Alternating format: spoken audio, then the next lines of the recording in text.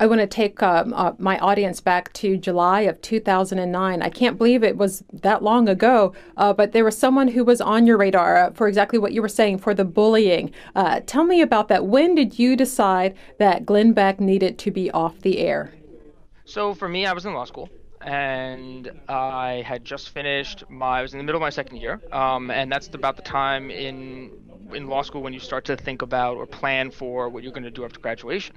And I was in Madison, Wisconsin, and I started to really think about the lay of the land and what politics were like. And to me, it seemed that our public policy was so dysfunctional. I mean, everything just seemed so broken and wrong.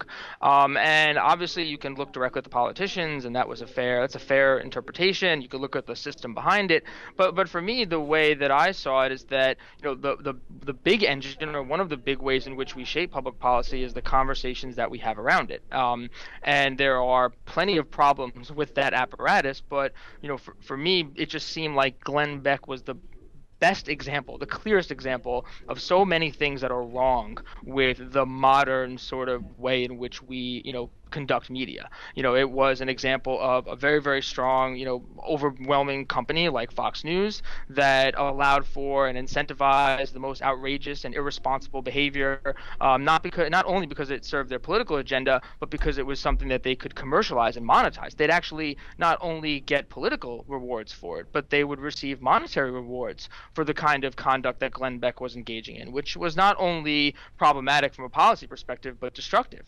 And so the way I looked at it is that, this is the space and direction I want to head in. And he seemed like the best example of the very worst of what we had in our modern media. And that's why I sort of set my sights on Glenn Beck. And I started over the summer, and it just kind of snowballed from there.